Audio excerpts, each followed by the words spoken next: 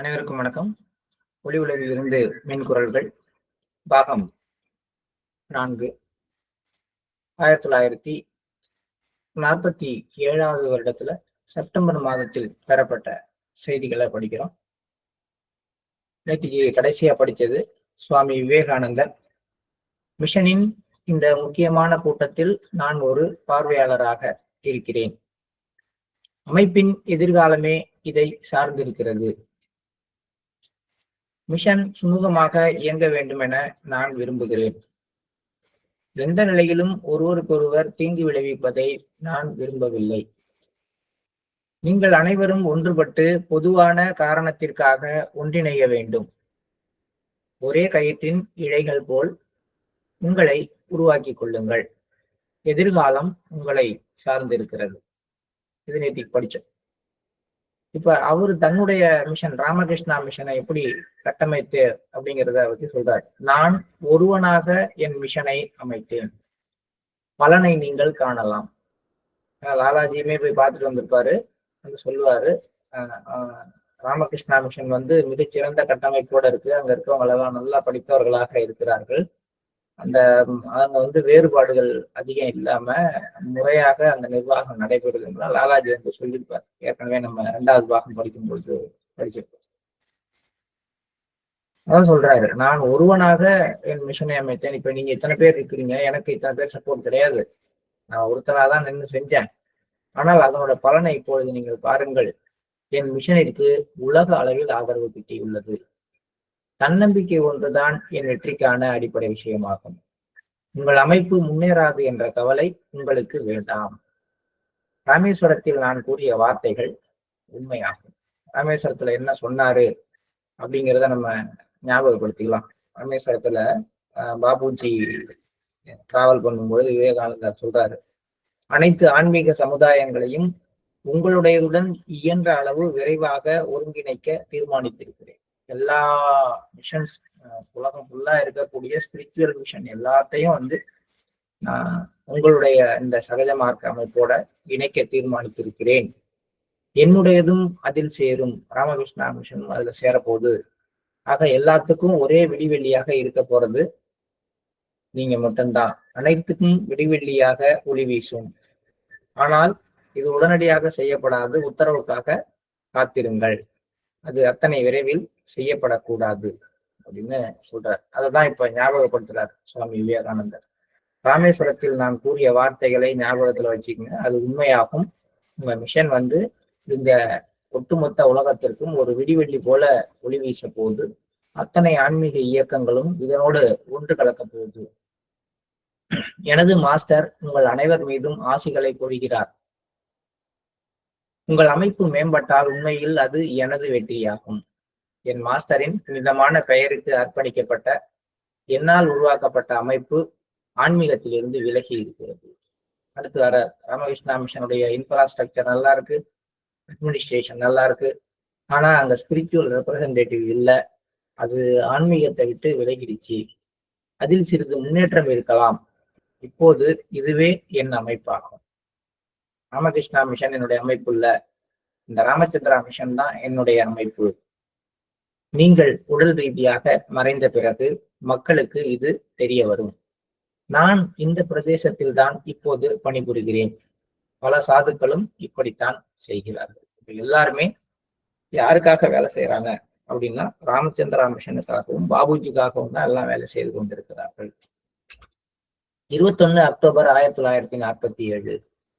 மதிப்பிற்குரிய லாலாஜி, இந்த மிஷனின் நிர்வாக ரீதியிலான விஷயங்களை கட்டுப்படுத்தும் அதிகாரத்தை நான் உங்களுக்கு வழங்குகிறேன்.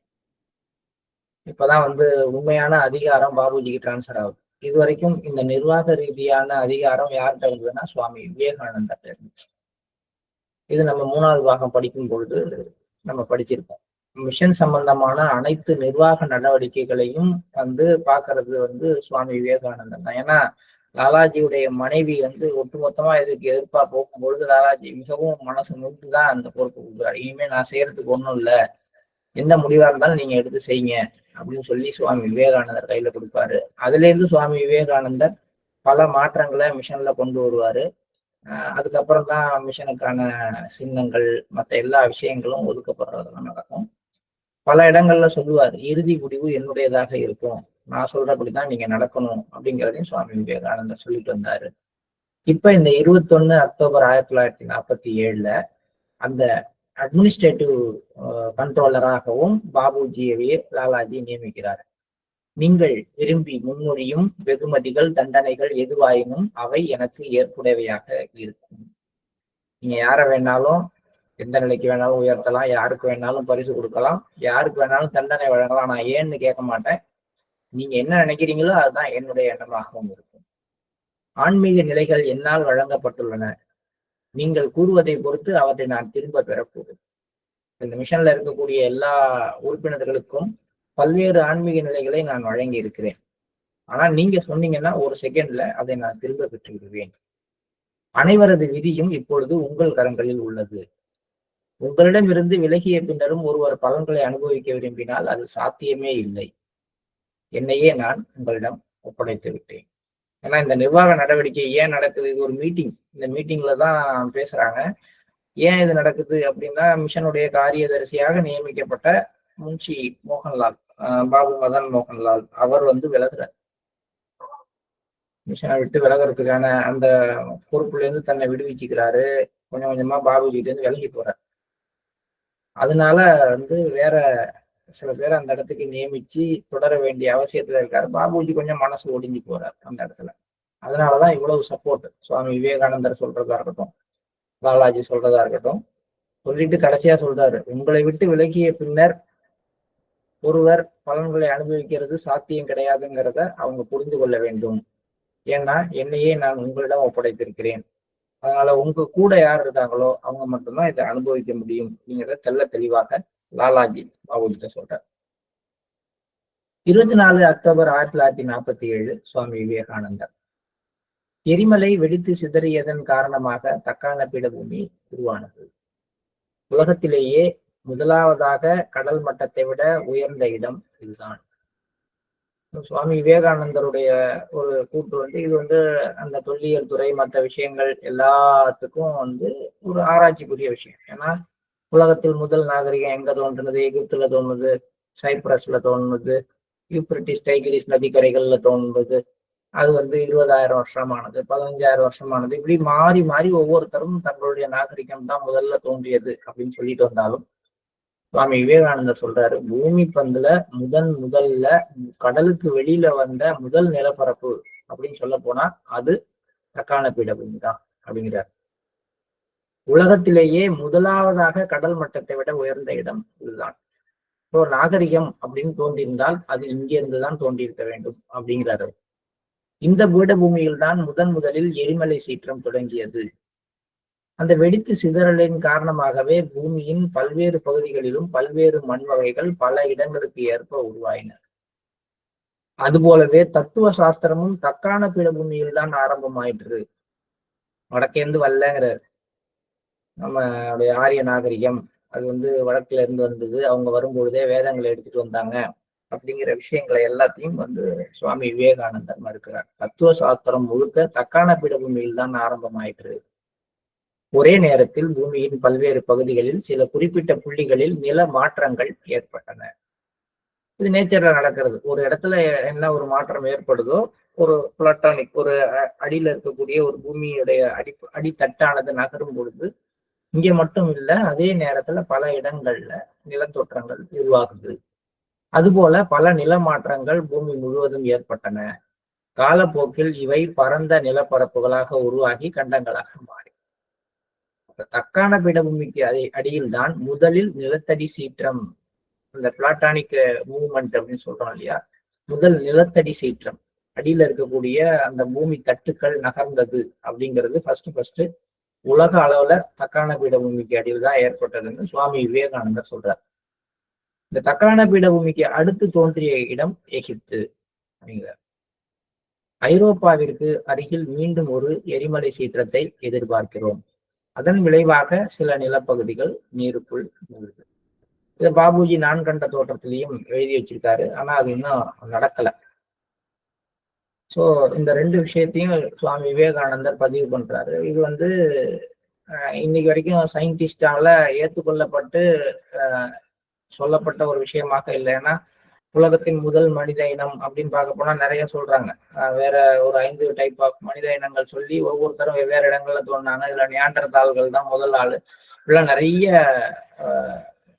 அந்த தொல்பொருள் துறைங்கிறது அது தனிப்பட்ட முறையில கிடைக்கிற ஆதாரங்களை வைத்துக் கொண்டு சொன்னாலும் உண்மையான ஆதாரமாக சொல்லக்கூடிய இந்த மாதிரி ஆன்மீக ரகசியங்களாக வெளிப்படக்கூடிய பொக்கிஷங்கள்லாம் இந்த புத்தகத்துல மறைஞ்சிருக்கு.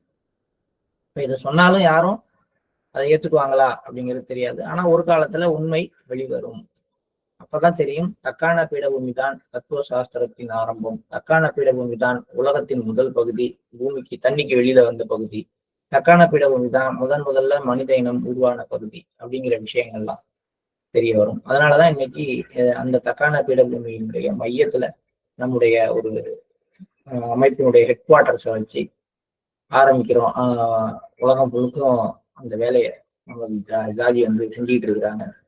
அதோடு கூடவே பாபுஜியினுடைய வேலையை வந்து ஆரம்பிக்க சொல்லி அவருக்கு உத்தரவு வழங்கப்பட்டதும் தக்கான பீடபூமி. ஒரு மாஸ்டராக தக்கான பீடபூமியில் உங்களுடைய பணியை ஆரம்பிங்கள். ஏன்னா ஆதி காலத்துல எது உள்ள வந்துச்சோ அந்த இடத்துல நீங்க ஆதியை நோக்கி கூட்டு போறீங்க. ஆதி காலத்துல எந்த இடம் முதல்ல வந்துச்சோ அங்கிருந்தே ஆரம்பிங்க அப்படிங்கிறது நம்முடைய அடிப்படையாக இருந்திருக்கலாம். இன்னும் நிறைய ரகசியங்கள் இந்த புத்தகத்துல உள்ளுக்குள்ளார தொடர்ந்து வருது. 25 அக்டோபர் 1947 ராஜயோகத்தை கண்டுபிடித்த தீர்க்கதரிசி. இவர் யாரு அப்படின்னு நமக்கு சொல்லப்படலை. ஒரு சீர் ஹூ ஃபவுண்ட் ராஜயோகா அப்படிங்கிறது தான் இருக்கு. அந்த ஒரு மகான் அவரை பத்தி சொல்றாங்க. ஆனா ஒரு விதத்துல இவர் வந்து இந்த யோகீஸ்வரர் அப்படின்னு சொல்லக்கூடிய சிவபெருமானுடைய அம்சமாக இருக்கலாமான்னு எனக்கு ஒரு எண்ணம் தோணுது. ஏங்கிறத இதை படிக்கும்போது சொல்றேன். நான் தான் ராஜயோகத்தை கண்டுபிடித்தேன் என்பதில் எந்த சந்தேகமும் இல்லை. என்னை பின்பற்றியவர்கள் நீண்ட காலம் என்னிடம் பயிற்சி பெற்றனர். இந்த புள்ளி வரை அணுகக்கூடியவர்கள் அரிதாகவே இருப்பார்கள். கடவுளுக்கு சில விசேஷ மாற்றங்களுக்கான தேவை ஏற்படும் போது அத்தகையதொரு தீர்க்கதரிசி அல்லது புனித துறவி பிறக்கிறார். அவர்களது வாழ்க்கை சிரமங்களும் குழப்பங்களும் நிறைந்தது. பிற்காலத்தில் தான் அவர்கள் பாராட்டப்படுகிறார்கள். நான் கண்டுபிடித்திருந்தாலும் அதை என்னால் எழுத்தில் வடிக்க முடியவில்லை.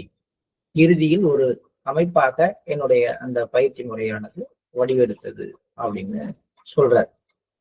இது எல்லாமே சொல்ற அந்த ராஜயோகத்தை கண்டுபிடிச்ச தீர்க்கதரிசி யாரு அப்படிங்கிறதுலாம் இல்லை. பட் அவர் ரிட்டனா கொண்டு வரல அப்படிங்கிறதுனால கட்டாயமா அவர் பதஞ்சலி முனிவர் இல்லை. ஏன்னா பதஞ்சலி முனிவர் எல்லாவற்றையும் தொகுத்து இன்னைக்கு வரைக்கும் ராஜயோகத்தினுடைய தந்தைன்னு நம்ம அவரை தான் சொல்றோம். யோகா எல்லாத்தையும் வரிசைப்படுத்தி தொகுத்து கொடுத்துருக்காரு. பதஞ்சலி யோகா சூத்திரா இருக்கு. Is a father of Rajayoga அப்படின்னு நம்ம சொல்றோம். ஆனா ராஜயோகத்தை கண்டுபிடித்த தீர்க்கதரிசின்னு இவங்களால சொல்லப்படுறது வந்து அவர் கிடையாதுங்கிறத மட்டும் நம்ம உறுதியாக எடுத்துக்கொள்ளலாம். பொதுவாக மக்கள் உங்களை எதிர்க்கிறார்கள் அல்லது அவர்கள் முழு ஒத்துழைப்பு நல்குவதில்லை எனலாம். இருப்பினும் இயற்கையின் பிரவாகத்தை தடை செய்ய எவராலும் இயலாது. இயல்புலேயே இது மக்கள்கிட்ட இருக்கக்கூடிய ஒரு விஷயம்தான். மாயையினுடைய நேச்சர் என்ன அப்படின்னா அதுக்கு எதிரான ஒண்ணு வரும்பொழுது அது எதிர்ப்பை காட்டும். மக்கள் வந்து மாயையில மூழ்கி இருக்கிறாங்க அப்படிங்கும் பொழுது உண்மையான இயற்கையுடைய அந்த ஆன்மீக பிரவாகத்தை மக்கள் எப்பவும் எதிர்க்கவே செய்கிறார்கள். இது எல்லா ஆன்மீக மக்களுக்கும் நிகழ்ந்ததுதான். விவேகானந்தருக்கும் நிகழ்ந்தது, ராமகிருஷ்ண பரமஹம்சருக்கு நிகழ்ந்தது, ஜீசஸ் கிரைஸ்டுக்கு நிகழ்ந்தது, முகமது நபிக்கு நிகழ்ந்தது, பாபுஜிக்கு நிகழ்ந்தது, சாரிஜிக்கு நிகழ்ந்தது. எல்லாம் பாத்தீங்கன்னாலே வந்து அந்த ஒரு இயற்கையிலேயே மக்கள்கிட்ட வந்து ஒரு எதிர்ப்பு உணர்வு அங்க வரும். ஆனால் அந்த எதிர்ப்பு உணர்வுனால அதை தடை செய்ய முடியாது. ஏன்னா தெய்வீக பிரவாகத்தை மாயையோட ஒரு எதிர்ப்பு ஒன்றும் செய்ய முடியாது. உங்களது சூழ்நிலைகளும் நிகழ்வுகளும் முற்கால மக்களுக்கு நேர்ந்தவற்றை ஒத்திருப்பதையே இந்த விஷயங்கள் காட்டுகின்றன. அதான் சொன்னேன், வரலாறுல இதுதான் முன்னாடி நடந்திருக்கு, அதை ஒட்டிதான் உங்களுக்கு நடக்குது, இப்படிதான் நடக்கும் அப்படிங்கிறத நான் சொல்றேன். இது ஆச்சரியமூட்டுவதாக உள்ளது. தேவைக்கேற்க விருப்பப்படி வடிவமைக்கும் கடவுளின் சிறப்பு உரிமையின் கீழ் அது இருக்கிறது. இதற்கு சந்தேகமின்றி வழி நடத்துபவரின் திறமை தனிப்பட்ட விதத்தில் இன்றியமையாததாக இருக்கிறது. அது இல்லாமல் ஒலி கூட அங்கு சென்றடையாது. அங்கு அவருடையவர்களாகவே இருப்பவர் எத்தனை பேர் என்பது யாருக்கு தெரியும்? தொடர்ந்து சொல்றார் அந்த ஒட்டுமொத்தமாக எப்படி உலகத்தை வடிவமைக்கணும் அப்படிங்கிறது அவருடைய ஸ்பெஷல் ரைட்ஸ் அப்படிங்கிறார். கடவுள் தான் அந்த விருப்பத்தை நிறைவேற்றுறாரு, அவரு என்ன நினைக்கிறாரோ அதுதான் நடக்குது. ஆனாலும் கூட கடவுள் தான் எல்லாத்துக்கும் திட்டமிடுறாரு அப்படின்னா கூட கீழே அதை செயல்படுத்த வருகின்ற மகான்கள், பாபுஜி மாதிரி இருக்கிறவங்க, விவேகானந்தன் மாதிரி இருக்கிறவங்க, அவங்களுடைய தனிப்பட்ட திறமை அதை எப்படி வடிவமைக்கிறது அப்படிங்கிறதுல ஒரு முக்கிய பங்கு வகிக்கதான் செய்யுது. மாஸ்டர் தான் ஒரு திட்டத்தை வெளியிடுறாரு, வில்லேஜ் கனெக்ட்னு ஒரு திட்டமா இருக்கலாம், அல்லது ஸ்கூல் கனெக்டை பத்தி பேசலாம், அல்லது ஏதோ வேற ஒரு விஷயம் பத்தி மாஸ்டர் ஒரு திட்டத்தை போட்டு இதை செயல்படுத்துங்க அப்படின்னு நம்ம சொல்லலாம். ஆனால் மாஸ்டருடைய ஒரு அக்கறையினால, மாஸ்டருடைய ஒரு சங்கல்பத்தினால அது சிறப்பாகவே நடந்தாலும் கூட கீழ்மட்ட அளவுல அதனுடைய விளைவுகள் அது எந்த அளவுக்கு போய் ரீச் ஆகுது அப்படிங்கிறது அந்த ப்ரோக்ராம கீழே கொண்டு போய் நடத்துறவங்களுடைய ஒரு தனிப்பட்ட அணுகுமுறையில இருக்கு. இதேதான் தெய்வீகத்துக்கு முழுசாவும் சொல்றாரு. உலக அளவுல என்ன மாற்றங்களை கொண்டு வரணும் அப்படிங்கிறது கடவுளுடைய சிறப்புரிமை. ஆனால் சந்தேகமின்றி வழி நடத்துபவரின் திறமையும் தனிப்பட்ட விதத்தில் இன்றியமையாதது. இந்த வழி நடத்துபவருடைய திறமை இல்லாமட்டால் ஒரு ஒலி கூட இங்கிருந்து அங்கு சென்றடையாது, ஒரு மந்திரம் கூட, ஒரு சின்ன இங்கிருந்து எந்த ஒரு ரெக்வஸ்டும் அங்க போய் சேராது. அதனால வழி நடத்துபவர் அப்படிங்கிறவர் இந்த இடத்துல ஒரு முக்கிய பங்கு வகிக்கிறார். அங்கு அவருடையவர்களாகவே இருப்பவர்கள் எத்தனை பேர் என்பது யாருக்கு தெரியும்? பாபுஜி ராஜயோகத்தின் செயல்திறன் என்ற புத்தகம் சம்பந்தமான என் கேள்விக்கு விடையார். பாபுஜி இப்பதான் ராஜயோகத்தின் செயல்திறன்கிற புத்தகத்தை எழுதுறாரு. அந்த புத்தகத்தை வெரிஃபை பண்றதுக்காக அவர் அந்த தீர்க்கதரிசிகிட்டே பேசுறார், ராஜயோகத்தை கண்டுபிடித்த தீர்க்கதரிசிகிட்டே பேசுறார். ஆங்கிலத்தில் உள்ள உங்களது புத்தகம் குறித்த விஷயத்தில் இதற்கு மேலும் அதில் எதையும் சேர்க்க வேண்டிய அவசியம் இருப்பதாக தோன்றவில்லை. அதில் எழுதப்பட்டுள்ள அனைத்தும் சரியே. நீங்கள் எழுதியுள்ள மைய மண்டலத்தை கிரகித்துக் கொள்ளும் அளவிற்கு புரிதல் உள்ளவர்கள் யார் இருக்கிறார்?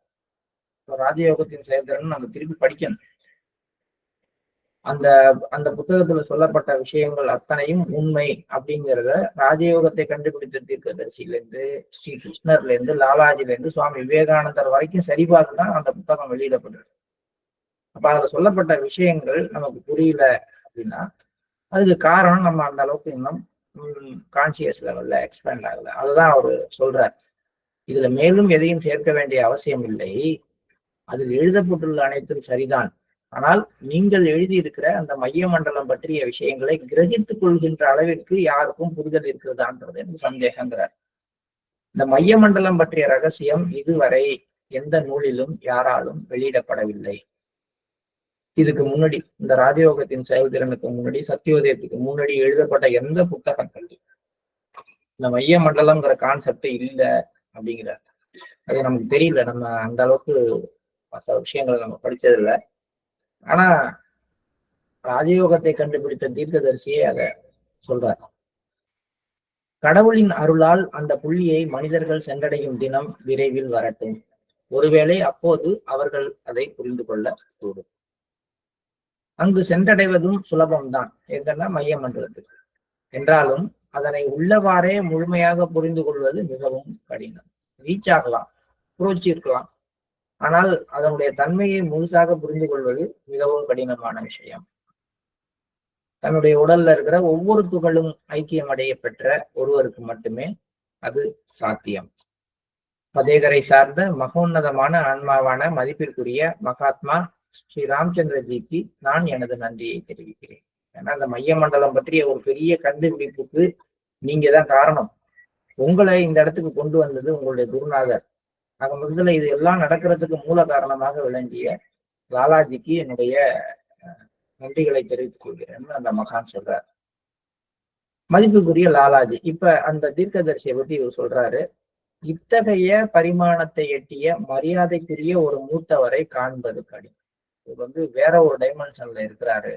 இது மாதிரி ஒரு மூத்தவரை, நம்ம இந்த மாதிரி ஒரு பெரிய சேஜ, இது மாதிரி ஒரு துறவிய பார்ப்பது கடினம். அவர் தனது உடலை புதுப்பித்திருந்தார். தனது எண்ண சக்தியால் தனது ஜீவிதத்தின் துகள்கள் அனைத்தையும் அவர் தன்மை மாற்றம் அடைய செய்திருந்தார். இந்த வார்த்தைகளை வச்சுக்கிட்டு தான் நான் வந்து இது யோகீஸ்வரர் அப்படிங்கிற ஒருத்தரா இருக்கலாம் அப்படின்னு சொல்றேன். ஏன்னா முன்னாடி வந்து பாபுஜி கிட்ட சிவபெருமான் நேரடியாக தொடர்பு கொள்ளும் பொழுது தன்னுடைய யோக சக்தியை பத்தி சொல்றாரு. யோகத்துல நான் வந்து சிறந்தவனாக விளங்கினேன். என்னுடைய யோக சக்தியினால என்னுடைய உடலின் அனைத்து துகள்களையும் ஒவ்வொரு யுகத்திலும் நான் புதுப்பித்துக் கொண்டேன் அப்படின்னு சொல்றார். ஸோ அதே மாதிரி ஒரு விஷயத்த லாலாஜி இப்ப சொல்றதுனால இந்த ராஜயோகத்தை கண்டுபிடித்த தீர்க்கதரிசி அப்படிங்கிறவர் சிவபெருமானுடைய ஒரு அம்சமாக இருக்கலாம் அப்படிங்கிறது ஒரு என்னுடைய கருத்தாக இந்த இடத்துல நான் பதிவு பண்றேன். ராஜயோகத்தை கண்டுபிடித்த தீர்க்கதரிசி புத்தகத்தின் ஒவ்வொரு பகுதியும் சரியாக உள்ளது. நீங்கள் சித்தரித்துள்ள மண்டலங்கள் உண்மையானவையே. இந்த மண்டலங்களுக்குள் உள்ள பிரதேசங்கள், அதாவது பரந்த மண்டலங்களுக்குள் அடங்கியுள்ள பிரதேசங்கள் எண்ணற்ற விதமானவையாக இருக்கலாம். பதஞ்சலி முனிவரின் வாழ்நாளில் இந்த அம்சங்கள் அவருக்கு வெளிப்படுத்தப்படவில்லை. இவற்றை அவர் அறிந்திருக்க உண்டு. இதை வச்சுதான் சொல்றேன், இந்த ராஜயோகத்தை கண்டுபிடித்தவர் பதஞ்சலி கிடையாது அப்படிங்கிற விஷயத்த சொல்றேன் நான். இப்ப பதஞ்சலி முனிவருக்கு இந்த மண்டலங்களுக்கு உள்ளார இருக்கக்கூடிய நிலைகள், இப்ப மனமண்டலம்னு எடுத்துக்கிட்டீங்கன்னா அங்கேயே நிறைய நிறைய சொல்றோம் இல்லையா? அதுக்குள்ளாரைய காஸ்மிக் ரீஜன், பாரா காஸ்மிக் ரீஜன், பிரபன்ன பிரபு, ஏகப்பட்ட மண்டலங்கள் நம்ம அதெல்லாம் சொல்றோம். அப்ப அந்த மாதிரியாக எண்ணற்ற விதமான பிரதேசங்களை பற்றிய ஒரு அறிவானது இவருக்கு கிடையாது, பதஞ்சலி முனிவருக்கு வழங்கப்படவில்லை. இவற்றை அவர் அறிந்திருக்கவும் இல்லை. இதெல்லாம் கண்டுபிடிச்சு எழுதுறது நீங்க தான் அப்படின்னு சொல்றார். பிறவா நிலைக்கான தாபம் மட்டுமே அவரிடம் இருந்தது. கைவல்ய பாதம் அவருடைய இதுல கடைசி சாப்டர் அதுதான் பதஞ்சலி முனிவரோட. இப்ப அந்த பிறவா நிலையை அடையணுங்கிற அந்த ஏக்கம் மட்டுமே அவர்கிட்ட வந்து ரொம்ப தீவிரமாக இருந்தது. அந்த ஒரு தீவிர ஏக்கத்தின் அடிப்படையில அவர் வந்து இந்த யோகா விஷயங்களை திரட்டி கொண்டு வந்தாரு. ஆனாலும் கூட, தாபம் இருந்தாலும் கூட தனது வாழ்நாளில் அவரால் அதை அடைய முடியவில்லை. பதஞ்சலி முனிவரும் என்ன ஆகல, பிறவா நிலையை அடையல. அதனாலதான் அவர் திரும்பி இன்னொரு ரீபர்த் எடுக்க வேண்டியதா போனுச்சு. அந்த ரீபர்த் தான் பாபுஜி அப்படின்னு சுவாமி விவேகானந்தர் வெளிப்படுத்திட்டார். ஏற்கனவே நமக்கு தெரியும். அனுபவ ஆற்றல் விழிப்பூட்டப்படாத வரை தனது படைப்புகள் மூலம் மக்களை ஒருவர் தவறாக வழி நடத்தக்கூடாது. ரொம்ப ரொம்ப முக்கியமான விஷயம். நான் புத்தகம் எழுதுறேன், நான் சொல்லித்தர்றேன் அப்படின்னு 10 புத்தகத்தை படிச்சுட்டு தனக்கு புரிஞ்சதெல்லாம் வச்சு அடுத்தவங்களுக்கு சொல்லி தரக்கூடாது. 10 புத்தகத்தை படிச்சுட்டு தான் தியானம் பண்ணி தனக்குள்ளார அந்த உணர்வை தான் அனுபவித்த பிறகு மட்டும்தான் ஒருவர் வழி நடத்துவதற்கான தன்மையை பெறுகிறார். அதனால அனுபவ ஆற்றல் இல்லாமல் வெறும் தன்னுடைய எழுத்துக்கள் மூலமாக மக்களை ஒருவர் தவறாக வழி நடத்த கூடாது. ஏன்னா இது எதுக்காக சொல்றாருன்னா, பதஞ்சலி முனிவருக்கு அந்த அனுபவ ஆற்றல் வழங்கப்படலை, ஆனால் அவர் எழுதி வச்சாரு. அதை வச்சு ஃபாலோ பண்ணி இன்னைக்கு ஓரளவுக்கு எல்லாருமே வர்றாங்க. ஆனாலும் அதை ஃபாலோ பண்றவங்க அந்த நிலைமைக்கு போறது இல்லை. காரணம், அவர்கிட்ட அந்த அனுபவ ஆற்றல் அப்போது இயற்கை வழங்குது. தனக்கு புரிகின்ற எதையும் எழுத்து வடிவில் அளிப்பது என்பது இந்த உலக வழக்கம்தான். பல வகை சமாதி நிலைகள், உயர் உணர்வு நிலைகள் விவரிக்கப்பட்டுள்ளன என்றாலும் நீங்கள் கூறிய உள்ள சமாதி நிலையின் வகைகள் வேறு எங்கும் விவரிக்கப்படவில்லை. ராஜயோகத்தின் செயல்திறன்ல பார்த்தாதான் அவர் வந்து நிறைய சகஜ சமாதி அப்படிங்கிற விஷயம் வந்து கொண்டு வர பாபுஜி. அதெல்லாம் வந்து இதுக்கு முன்னாடி சொல்லப்படவே இல்லை எங்கேயும் அப்படிங்கிறத இந்த ராஜயோகத்தை கண்டுபிடிச்ச அந்த தீர்க்கதரிசியானவர் ஒத்துக்கிறாரு. அதுக்கப்புறம் அவர் பாபுஜியினுடைய அந்த புத்தகத்தை பெருமையாக பேசுறாரு. அதுல இருக்க எல்லா விஷயங்களும் சரியானவை அப்படின்னு ஆத்தென்டிக்கா அதுக்கு வந்து உரிமை கொடுக்குறாரு. 27 அக்டோபர் 1947 அவர் பாபுஜி தன்னுடைய சுய அனுபவம் ஒன்றை சொல்றாரு. அது சுவாமி விவேகானந்தரால் சரிபார்க்கப்பட்டதுன்னு சொல்றாரு. ராஜயோகத்தின் செயல்திறன் புத்தகத்தில் மைய மண்டலம் அத்தியாயத்தை படித்த போது ஸ்ரீலங்கா அவருக்கு அருகில் மேற்கு தொடர்ச்சி மலை மற்றும் கடற்கரையின் சில பகுதிகளில் மிகுந்த அழிவை ஏற்படுத்தக்கூடிய ஏதோ ஒன்று காணப்படுவதை எனது மனக்காட்சியில் நான் கண்டுபிடித்தேன். ஏதோ ஒன்று என்னவா இருக்கும்? இப்பயும் தான் இருக்கு. அந்த பக்கம் தான் தாது மணல் எடுத்து கப்பல்ல டன் கணக்குல அனுப்புறாங்க. அதுலதான் யுரேனியம் இருக்கு. அந்த யுரேனியத்தை வந்து செறிவூட்டி தான் அணு குண்டு தயாரிக்கிறதுக்கு யூஸ் பண்றாங்க. அப்புறம் இப்ப கூட மதுரை சைட்ல வந்து அதே மாதிரி ஒரு செறிவூட்ட நல்ல யுரேனியத்தை அது பிளாட்டினம் மாதிரியான விஷயங்கள்லாம் இருக்கிறதா கண்டுபிடிச்சு அதுக்கான சுரங்கங்கள் அமைக்கிறதுக்கு மத்திய அரசு முயற்சி பண்ணது. அதை வந்து தடுத்துட்டாங்க. இதெல்லாம் வந்து பாபுஜி அப்பயே எழுதுறாரு. ஸ்ரீலங்காவிற்கு அருகில் மேற்கு தொடர்ச்சி மலை மற்றும் கடற்கரையின் சில பகுதிகள், கேரளா ஓரமா திருவனந்தபுரம் இந்த சைடு அப்படியே சொல்றாரு. அந்த பக்கத்துல இருந்து அப்படியே நேரா ஸ்ரீலங்கா வரைக்கும் உள்ள பகுதி முழுவதும் இந்த ஒரு அழிவை ஊட்டக்கூடிய ஏதோ ஒன்று காணப்படுகிறது அப்படிங்கிற அளவுக்கு அதை பாக்குறாரு. அது என்னன்னு அதுக்குள்ளார ப்ரூவ் பண்ணல, அதுக்கான ரீசனையும் சொல்றாரு. நான் ஏன் ப்ரூவ் பண்ணி போகலன்னு. எனது மனக்காட்சியில் இதை நான் கண்டுபிடித்தேன். மேற்கு தொடர்ச்சி மலையின் தெற்கு பகுதியில் ஏறக்குறைய 1/3 பகுதியில் அது அதிகம் தீர்மானமாக காணப்படுகிறது. தெற்கு பகுதி அப்படின்னு பாத்தீங்கன்னா அகத்திய முனிவர் வாழ்ந்த பகுதி. மேற்கு தொடர்ச்சி மலை வந்து கடைசி வரைக்கும் போகுது இல்லையா, கேரளாவுடைய அடுத்த பாதி இந்த ஆனைமுடி அந்த சைட்ல இருந்து ஆரம்பிச்சு அந்த எண்டு வரைக்கும் உள்ள பகுதியை அவர் சொல்றாரு. 1/3 பகுதியில் அது அதிகம் தீர்மானமாக காணப்படுகிறது.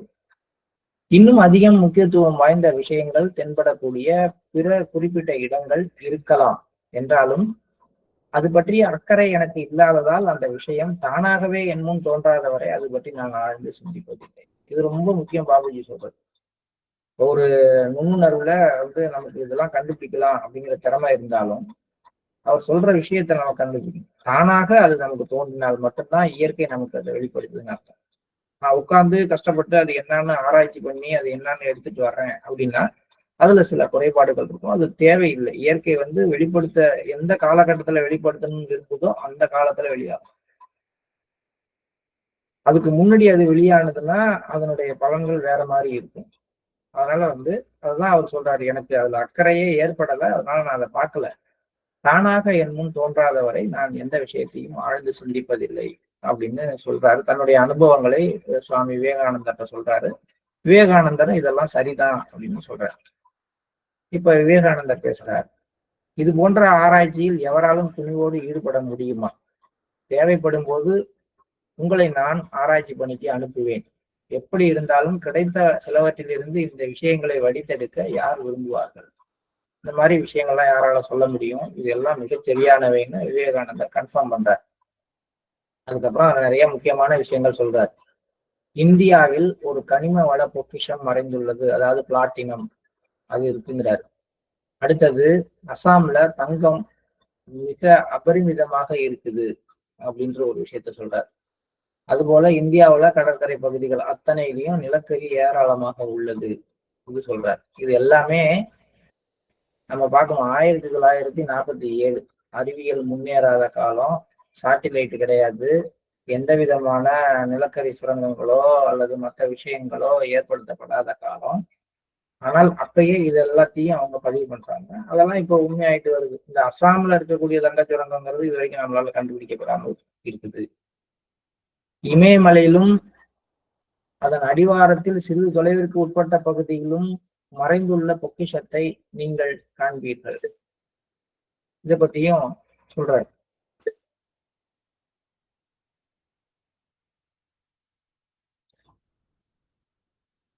இதுல இப்ப பாத்தீங்கன்னா ஒரு 1.5 வருஷம் 2 வருஷத்துக்கு முன்னாடி பாத்தீங்கன்னா நம்ம அந்த பேட்டரி தயாரிக்கிறதுக்கு தேவையான லித்தியம் அந்த மாதிரியான கனிமங்கள் வந்து இமயமலையில இருக்கிறத மிகப்பெரிய அளவுல கண்டுபிடிச்சு அதுக்கான ஒரு சுரங்க பணிகள்லாம் ஆரம்பிக்கப்பட்டிருக்கு. இதெல்லாம் வந்து ஒரு 75-80 வருஷத்துக்கு முன்னாடியே விவேகானந்தரால சொல்லப்பட்டு பாபுஜியால இந்த புத்தகத்துல பதிவு பண்ணப்பட்டு இருக்கிறது. அசாமில் உள்ள சில்ஹெட் மிக அதிகமாக கனிம வளம் நிறைந்த பகுதி. சில்ஹெட் என்பதன் மூலம் அதன் புறநகர பகுதிகள் அதை ஒட்டியுள்ள பகுதிகள் அனைத்தையும் நான் குறிப்பிடுகிறேன் அப்படின்னு சொன்னாலும் கூட இந்த சில்ஹெட் இப்ப நம்மள்கிட்ட இல்ல. இந்திய பாகிஸ்தான் பிரிவின் போது இது பங்களாதேஷோட போயிடுச்சு. இந்தியாவில் பற்றாக்குறையாக இருக்கும் ஒரு விஷயம் என்னன்னு கேட்டா துணிவு தான். நம்மகிட்ட அந்த தைரியம் தான் இல்லை. ஏன் இந்த தைரியம் போனிச்சுங்கிறத பத்தி பின்னாடி பேசுவார். பாகிஸ்தான் இன்னும் சில காலத்திற்கு வறண்டதாகவே இருக்கும். அங்கு வர்த்தகம் சரிவடையும். அவர்கள் துன்பத்தில் வாடி யாசிக்கும் நிலைக்கு தள்ளப்படுவார்கள். இதெல்லாம் நடக்கும் அப்படின்னு அப்ப சொன்னாங்க. அது கிட்டத்தட்ட இப்ப வந்து நடைமுறைக்கு வந்துட்டு இருக்கு. பாகிஸ்தானுடைய ஒரு அந்த ஒரு பொருளாதாரம் மிக ஒரு மோசமான நிலைமைக்கு போய் மக்கள் மிகவும் ஒரு மோசமான நிலைமையில வாழ்க்கை தரத்தோட இருக்கிறதாக நமக்கு வர்ற செய்திகள் இருக்கு. நம்ம அங்க போய் பார்க்கல. பட் அவங்க சொல்ற அந்த விஷயங்கள்லாம் இப்ப அங்க நடக்க ஆரம்பிச்சிருக்கு. அவங்க சொன்னாங்கன்னா ஒரு 100 வருஷம் நம்ம வச்சுக்கலாம். இப்போ ஒண்ணு படிக்கிறோம், மாஸ்டர் ஒண்ணு சொல்றாருன்னா ஒரு 100 வருஷம் கழிச்சு அது நடக்க சாத்தியம் இருக்கு அப்படிங்கிறத நம்ம தெரிஞ்சுக்கலாம். அவ்வளவு அட்வான்ஸா தான் அவங்களுடைய எண்ணங்கள்லாம் இருக்கு. ஒரு ஆதிக்கம் செலுத்தும் தேசமாக இந்தியா இருக்கும் அப்படின்னு சொல்றாரு. ஆனாலும் காந்திஜி இந்த உலகில் இருக்கும் வரை விஷயங்கள் அப்படி நிகழ்வதை எதிர்பார்க்க முடியாது. அவர் தவறான வழிமுறைகளை கடைபிடிக்கிறார். இந்தியா ஒரு ஆதிக்கம் செலுத்தும் தேசமாக இருக்கணும், அதுதான் விவேகானந்தர் சொல்றது. அதுதான் இந்தியாவுடைய ஒரு தலையெழுத்து அப்படின்னாலும் காந்திஜி பின்பற்றிய விஷயங்கள்னால அப்படி ஒரு ஆதிக்கம் செலுத்தும் தேசமாக இந்தியா உருவாகிறது உடனடியா நடக்காது. அதை அவர் தள்ளி போடுறாரு. காரணம் அவருடைய அந்த அணுகுமுறை தவறானது அப்படின்னு விவேகானந்தர் சொல்றாரு. இது ஏன் தவறானதுன்னு சொல்றாரு? அப்ப எது சரியான அணுகுமுறை? காந்திஜி செய்த இந்த அணுகுமுறையினால ஏன் இந்தியாவோட வளர்ச்சி பின்னாடி கணிச்சு அப்படிங்கிற விஷயங்களை நம்ம ஒரு நாளைக்கு தொடர்ந்து படிக்கும் போது டிஸ்கஸ் பண்ணுவோம். இப்ப நம்ம காலை நேர தியானத்தை பேசுவோம்.